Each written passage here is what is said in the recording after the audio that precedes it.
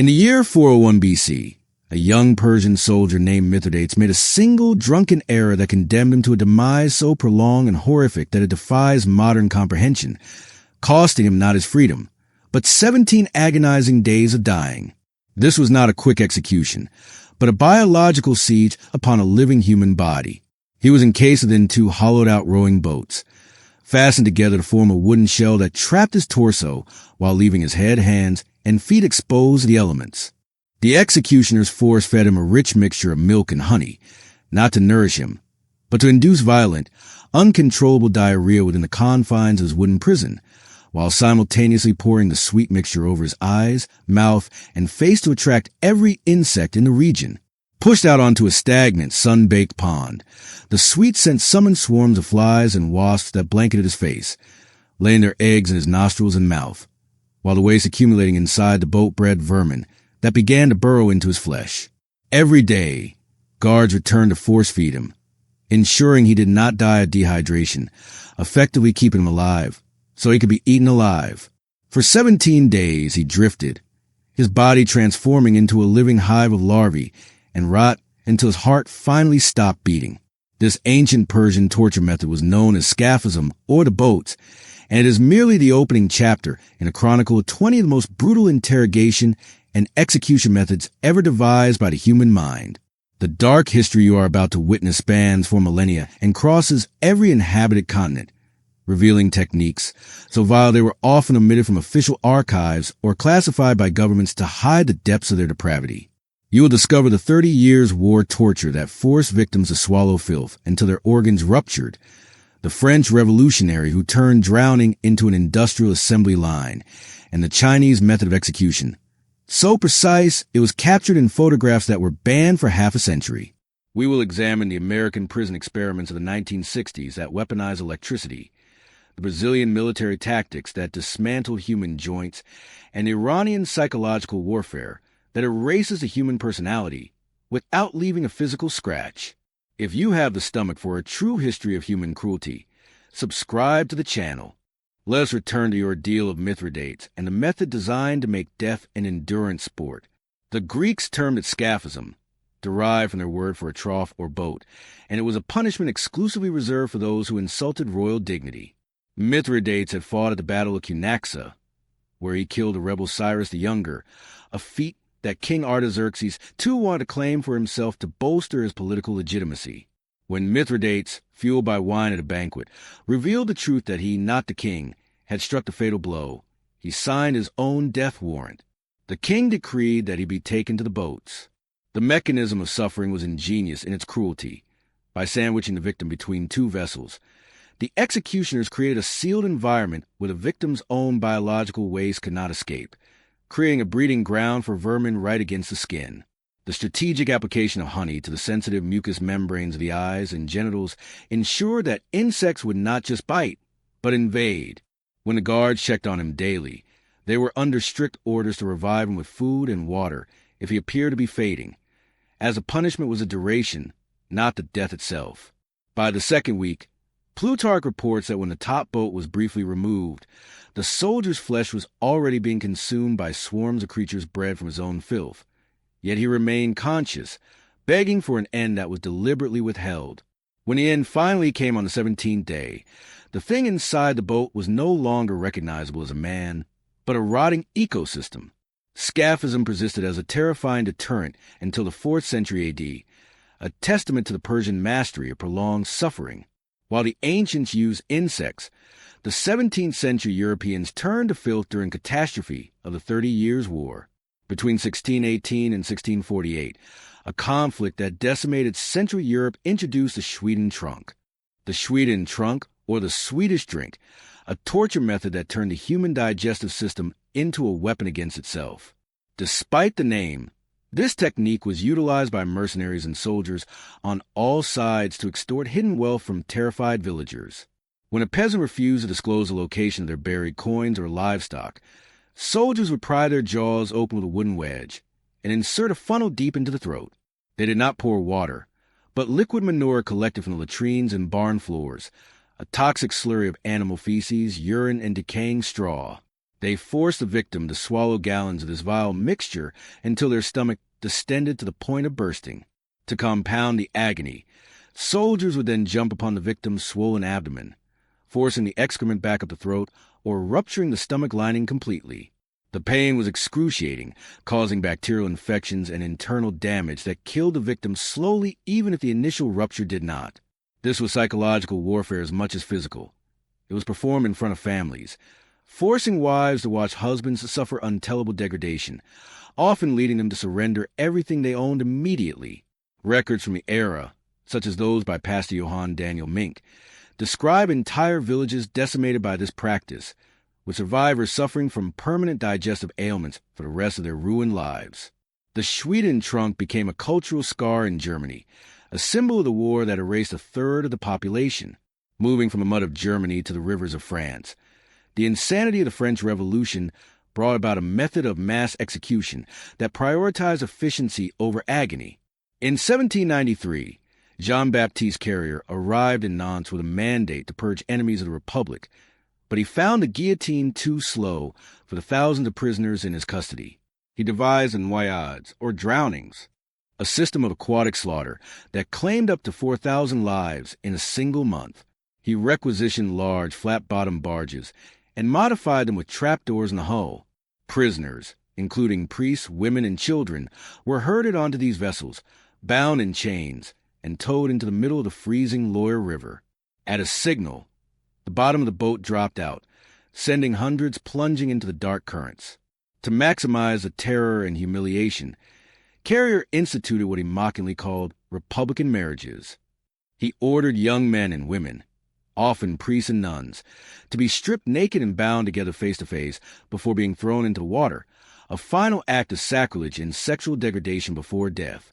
The scale of the killing was so massive that the river became choked with corpses, poisoning the water supply for the city downstream and traumatizing the local fishermen who hauled up bodies in their nets for months.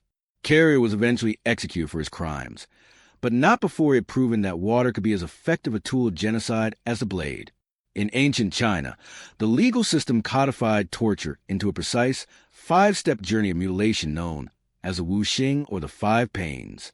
Originating in the Qin dynasty, this was not a chaotic assault, but structured dismantling of a human being, with each stage allowing for recovery, so the victim could experience the full weight of the next punishment.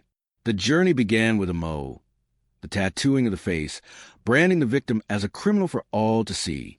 If the crimes were severe, they progressed to E, the amputation of the nose, removing the victim's humanity and ability to breathe normally. The third stage, U, involved the severance of the feet, sometimes just the toes or the entire foot at the ankle, crippling the victim for life. The fourth stage was the most dreaded for men, gong or castration, a punishment that ended the family line and was considered worse than death in a society that revered ancestry. The final stage was Dapai, a death sentence often carried out by cutting the body into pieces. The famous historian Sima Qian famously endured the castration stage in 99 BC in order to finish his life's work, choosing shame over death. But for thousands of others, the 5 pains were a one-way ticket to a prolonged and agonizing end. The Qing dynasty later refined execution into an art form with lingqi, known in the West as death by 1,000 cuts. This was the ultimate capital punishment, reserved for high treason and parricide, practiced until 1905. The executioner, a skilled specialist, would tie the victim to a wooden post in a public square and systematically slice portions of flesh from the body, starting with the chest and thighs, avoiding major arteries to keep the victim conscious. The process can involve hundreds or even thousands of cuts, lasting for hours, with opium sometimes administered to ensure the victim remained awake to witness their own dismantling. We have visual proof of this horror because it was one of the few ancient torture methods to survive into the age of photography. In 1905, French soldiers captured the execution of Fu Julie, a guard convicted of murdering a prince. The grainy black and white images show the methodical removal of his muscles, while crowds watched with morbid fascination, a haunting testament to a judicial system that believed the soul could only be destroyed if the body was fragmented. While the past focused on the body, the modern era attacks the mind. In the prisons of Iran, a method known as white torture demonstrates that you can destroy a person without ever touching them. This is a perfection of sensory deprivation. The prisoner is locked in a soundproof cell where everything is white: the walls, the floor, the ceiling, the light that never turns off. They are dressed in white silk, fed white rice on white plates, and guarded by men who wear padded shoes to move silently. There is no color, no sound, no shadow, and no time. Deprived of all sensory input, the human brain begins to cannibalize itself within days. Survivors report vivid hallucinations, a complete loss of identity, and a descent into madness so profound that they forget their own names and the faces of their children. The purpose is to break the will completely, leaving no physical scars that human rights inspectors can document. It is a sterile, clinical form of destruction that guarantees the victim will never be whole again, even if they are released. The Romans, by contrast, believed in symbolic punishment that utilized the chaotic violence of nature. For the crime of parricide, killing one's own parents, they utilized the peniculiae, or the penalty of the sack. The Romans believed a person who killed their source of life forfeited their right to the elements of earth, air, fire, and water. The condemned was beaten with blood-red rods, then sewn into a leather sack along with 4 live animals: a dog, a snake, a rooster, and a monkey. Each animal carried symbolic weight: the dog for disrespect, the snake for venom, the rooster for the passage of time, and the monkey for a caricature of humanity. The sack was then tossed into the sea or a river. Inside the watertight darkness, the terrified animals would lash out, biting and clawing the victim as they all drowned together in a chaotic tangle of fur, scales, and flesh. It was a punishment designed to ensure the victim died in a state of total pandemonium, rejected by both the human world and the natural order. Public humiliation was the engine of justice in imperial China, epitomized by the Kang. This was a massive wooden board, similar to a portable pillory, that was locked around the prisoner's neck. Unlike European stocks, the prisoner was not fixed in one spot, but forced to wander the streets, carrying the crushing weight, which could exceed 100 pounds for serious crimes. The board was so wide that the victim could not reach their own mouth to feed themselves or wipe their own face. They became entirely dependent on the charity of strangers for survival. If the public ignored them, they starved to death or died of thirst, collapsing under the burden of the wood. It was a slow, public torture that transformed the victim into a walking billboard of their crime, often leading to death from exhaustion or infection, as the rough would rub the skin of the neck raw over weeks of wear. In 1966, the terrifying potential of electricity was harnessed in the Tucker State Prison Farm in Arkansas. In a secret torture chamber within the hospital wing, prison staff constructed the Tucker telephone, a device modified from an old crank-operated telephone generator. The prison was run with virtually no oversight, allowing guards to attach electrodes to the genitals and toes of inmates who were deemed unruly. When the crank was turned, a high-voltage current shot through the sensitive nerve endings, causing muscles to seize violently and the victim to lose consciousness. The long-distance call was a euphemism for repeated shocks that left no external marks but caused lasting neurological damage and severe psychological trauma. It was a purely sadistic instrument used by American officials on American citizens, revealed only when a reformist superintendent exposed the nightmare hidden behind the prison walls. South America saw the industrialization of torture during the military dictatorships of the 20th century. In Brazil, the regime developed the powder arara, or parrot's perch. The victim was suspended from a wooden bar passed under their knees, with their wrists tied to their ankles. Hanging upside down in this agonizing crouch placed immense strain on the knees, hips, and back, causing joints to dislocate and blood to pool in the brain. Once immobilized in this helpless position, the victim was subjected to beatings, electric shocks, and waterboarding. The position itself was torture, causing the body to scream in agony as ligaments tore under the victim's own weight. It was a favored technique because it required no complex machinery, only a bar and 2 tables. Yet it produced a level of suffering that broke hardened revolutionaries within hours. For sailors in the Dutch Navy, the ocean itself was the executioner. Keel hauling was the ultimate naval punishment, where a sailor was tied to a rope that looped beneath the hull of the ship. They were thrown overboard and dragged from one side of the vessel to the other, scraping against the ship's keel. The horror of this method lay in the barnacles, razor-sharp crustaceans that encrusted the bottom of sailing ships. As the sailor was dragged underwater, struggling for breath, the barnacles acted like thousands of knives, shredding clothes, skin, and muscle down to the bone. If the victim did not drown, they were hauled up a bleeding, lacerated mess, often dying days later from inevitable infection caused by the salt water and marine bacteria entering their deep wounds. In medieval Europe, the crime of regicide demanded a punishment that mirrored the tearing of the social fabric. The crocodile shears were iron pincers with jaws shaped like the snout of crocodile, lined with jagged teeth. These instruments were heated in a brazier until they glowed red-hot. The executioner would then clamp the burning teeth onto the victim's limbs or genitals and tear the flesh from the bone. The cauterization from the heat prevented the victim from bleeding out too quickly, prolonging the spectacle. It was a theatrical display of agony, designed to show the populace that attacking the king resulted in the literal ripping apart of one's body. The Spanish Inquisition, in its quest for confessions, utilized a head crusher. The victim's chin was placed on a bottom bar, while a metal cap was fitted over the top of the head. A screw mechanism slowly lowered the cap. First, the teeth would shatter into the jawbone. Then, the jaw itself would fracture. As the pressure increased, the eyes would be squeezed out of their sockets, and eventually, the skull would crack. The horror lay in the slow pace. The inquisitor could stop turning the screw at any moment to ask for a confession, leaving the victim in a state of escalating cranial agony. In Salem, Massachusetts, in 1692, an 81-year-old man named Giles Corey refused to enter a plea during the witch trials. To force him to speak, the sheriff subjected him to pain forte di dure or pressing. Corey was stripped and laid on the ground, and a heavy wooden board was placed on his chest. Heavy stones were piled onto board, one by one. For 2 days, the weight increased, crushing his rib cage and forcing his tongue out of his mouth. Yet, Corey refused to plead, knowing that if he died without a conviction, the state could not seize his family's land.